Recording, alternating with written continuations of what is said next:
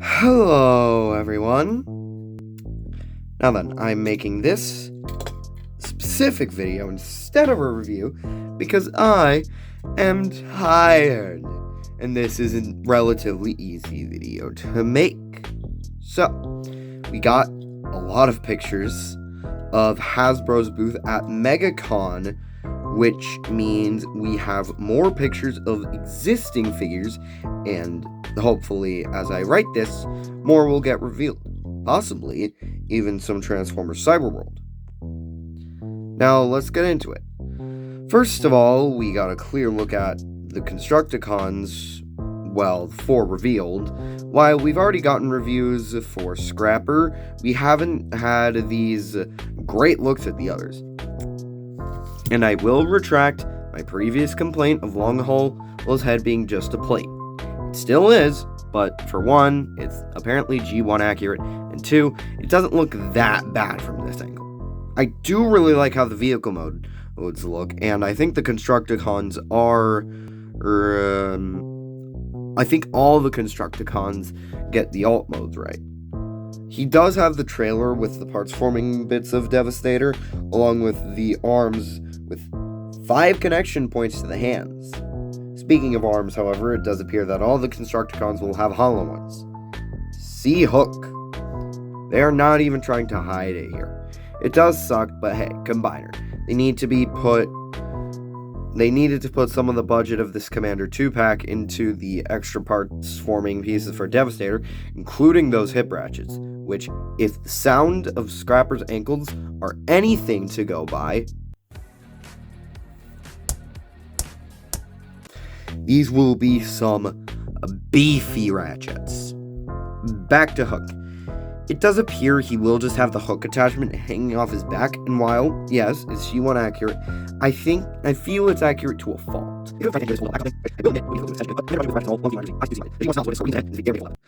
The hook does extend, which, thank God, I wrote in the script that it doesn't look like it extends because I forgot to edit this part of the script when the official product shots got revealed, and it got showed that it extended.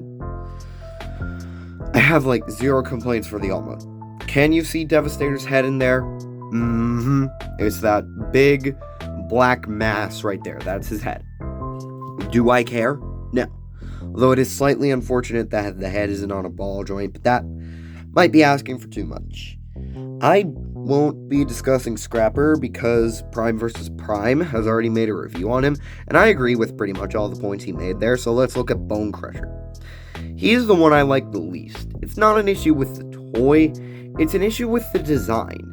I don't like the broad chest alongside the stubby arms and lanky legs. Is it G1 accurate? Yes. Do I care? No. Like I said with Hook, accurate to a fault is a thing. If it's something is bad, don't recreate the bad thing. Improve on it. Make it better.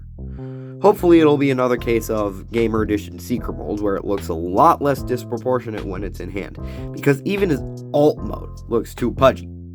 Looks like a stick of butter if you take off all the construction stuff. If not for that, or if he doesn't make up with it for being a lot of fun to play with, this is the individual Constructicon I'm least looking forward to getting to. Still not super excited to have to shell out the money for that Commander 2-pack, but it's not an individual, that's 2 figures. I'm still getting Bone Crusher, it's just overshadowed by his brothers. Now, we got more images of the Devastator prototype, and he still looks amazing. From the looks of it, he has amazing articulation, especially for such a large figure. Looks like all of his joints will be ratcheted, or at least the ones we can see, which are pretty nice. The only one I can't tell if it's on a ratchet is the waist and maybe the elbows, but I'd imagine the elbows are on a ratchet. Also, he does appear to have wrist swivels. It's very hard to see in the image, but that wrist is moving. I also would have liked it if they gave him commander level finger articulation, like the 3-finger trigger finger split found on like Bumblebee Megatron, 86 Optimus, 86 Magnus, all those guys. Instead of just the flap, but DNA Design will make something for Devastator when he comes out. They'll get to it. We also got our first look at the back of Devastator, and oh, that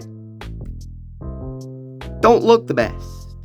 It does appear to just be long hauls of legs folded up back there, which isn't the best look.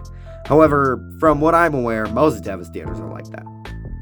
And for those of you who like the Combiner Wars Devastator better, I ask you one thing.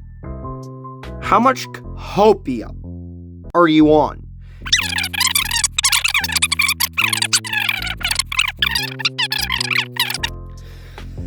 Next, we got some more Studio Series stuff. We got a better look at Age of Extinction Prime, Dark of the Moon Shockwave, Gamer Edition Ironhide, and Transformers 1 Sentinel Prime! Good lord, I want that Sentinel. First TF on Voyager? Yes, please. Then there's the Blue Grimlock and Wheelie. Don't care, moving on. I'm kidding. From what I can see, this looks really cool. Blue is my favorite color, and while not this specific shade, I will think it works on Grimlock. But I don't like Wheelie. Rip Core Class. Now we have Silverbolt. Okay, before I go on an absolute tangent about this thing, I will give it this. The alt mode looks absolutely massive. I know it's the combiner shell on the back, but still, this is gargantuan, and probably about the length of 86 Prime or Magnus with the trailer attached.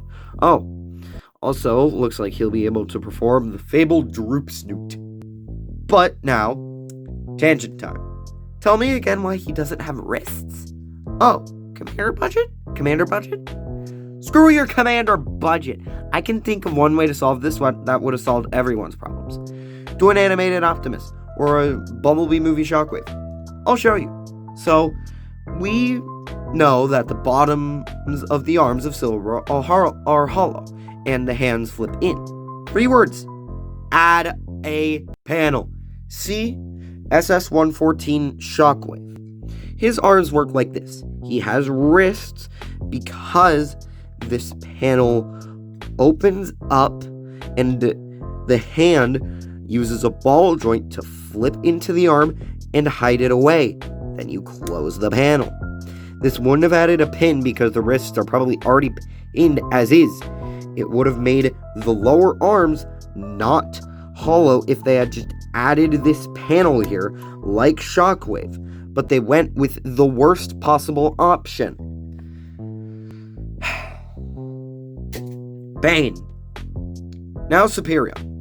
While I will admit I've warmed up to Superion, I still don't really like the shell aspect of the combination. Sure, it adds stability to the combiner, but you want to know what also is probably going to be really stable? 86 Devastator. Maybe they just didn't want to sacrifice the individual limbots. I can see why they engineer a combiner like this with the skeletal system of the bots just splitting and adding on. I can see why they do it. I just don't like how it looks. I will admit, I really like the head, and it just makes me more excited to see Devastator in full color.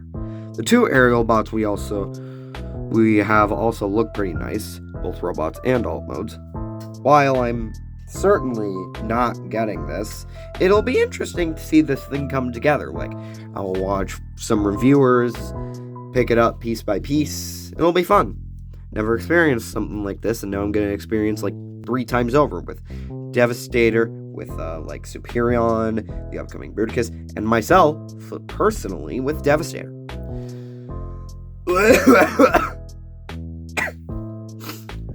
I am still sick. Oh my god. Okay. Next, we got more looks at the primes. We got better looks at the first 4 primes. No new primes, unfortunately. First up, Solus. She is looking like a pretty good figure, and I'm very much looking forward to that purchase. She very obviously has butterfly joints, but they are just refusing to show them to us. Next is Prima. They unfortunately didn't get a great shot of him, so pain, but he still looks good, especially truck mode. Love that truck mode. Next up, Megatronus. He looks very cool, and I'm looking forward to him. My wallet is quaking in fear. One thing I'm not getting is Star Optimus, because he's too expensive. And my collection, as I've stated before, my collection nor my wallet are ready for a Titan. Next, we got clear looks at this upcoming wave of studio series consisting of Dark of the Moon Q, 86 Jazz reissue, TF1 B127, and Devastation Optimus. Not much to talk about with these guys. Dark of the Moon Q is Dark of the Moon Q. B127 looks pretty good, and I will be getting that to hopefully help complete the TF1 display. E6 Jazz, don't care. Devastation Optimus, ew. That's basically my thoughts. So next, Animated Was. He looks nice, and I've heard this Bumblebee mold is pretty good. So I'm not gonna buy it, but he does look good. And now Armada Red Alert. He looks nice, and it is accurate to the Armada design. I just don't really like the Armada design, honestly. I mean, alt mode is fine, but robot mode, it just feels wrong. Lastly, for day one of Megacon, we have more images of the new Triptychon. He looks pretty nice with the new deco and all, and they did say they fixed the hip ratchets, so we got that. Next, day 2 of Megacon, the day I'm writing this. We'll probably get a lot more after today, so I'll talk about those this coming Wednesday, probably. First up, the next Haslab. Lio Kaiser, I think I'm pronouncing it right. He is a combiner, so he comes with Leozak, Skyhawk, Hellbat, Jalguar, Killbison, and Drillhorn. When it reaches 13,000 backers, they'll include Death Cobra, who, as far as I can tell, isn't like an integral part of the combiner, but he can be a part of the combiner if you want him to. If you couldn't already tell from the names, these are from Japanese G1, and honestly, this Haslab looks pretty good. I'm not participating because Primus knows that's gonna cost a lot of money, but it'll be fun to see the production journey of this thing. Next up, ladies and gentlemen, the leaks were true. We are getting Hearts of Steel. This is the Prime and Bumblebee. No, wrong, false, incorrect. This is Prime and Starscream 2-pack and a Bumblebee and Megatron pack. Like, my dude. It's basically steampunk Transformers. Yes.